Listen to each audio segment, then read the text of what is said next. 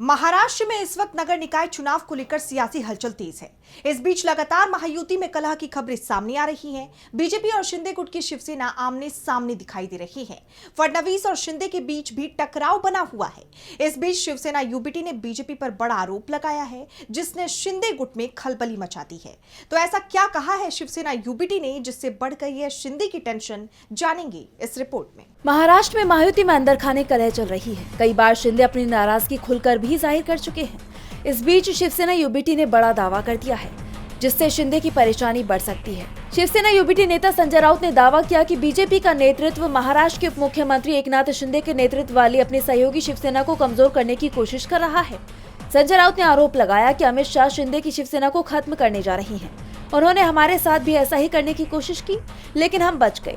मैं तो ये मानने को भी तैयार नहीं हूँ कि उनके गुट का नाम शिवसेना है। संजय राउत ने आगे कहा कि लोग मेरे इस दावे को लिख कर रख सकते हैं कि एक दिन अमित शाह ही पार्टी को खत्म कर देंगे।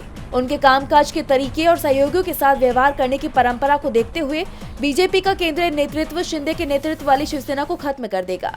हालांकि बीजेपी ने इस आरोप को खारिज कर दिया, लेकिन बीते कुछ वक्त से स्थानीय निकाय चुनाव को लेकर शिंदे और बीजेपी में खटपट साफ देखी जा रही है।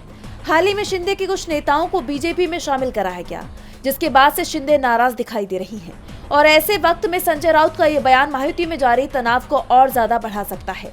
और ये कोई पहली बार नहीं है जब विपक्ष की तरफ से ये बयान आया है। इससे पहले भी कई बार विपक्ष ने बीजेपी पर उसके सहयोगियों को कमजोर और खत्म करने का आरोप लगाया है। विपक्ष का कहना है कि बीजेपी पहले अपने सहयोगियों के साथ चुनाव लड़ती है और जब वो जीत जाती है तो सहयोगियों को किनारे लगा देती है। और ऐसा ही कुछ विधानसभा चुनाव में शिंदे के साथ हुआ। बीजेपी के इस दाव से शिंदे बेहद कमजोर दिखाई दे रही हैं। ऐसे में देखना होगा कि शिंदे अब क्या फैसला करते हैं। सवाल उठ रहे हैं कि क्या वो अपनी पार्टी को एकजुट रख पाने में कामयाब होंगे। डीवी लाइव की रिपोर्ट।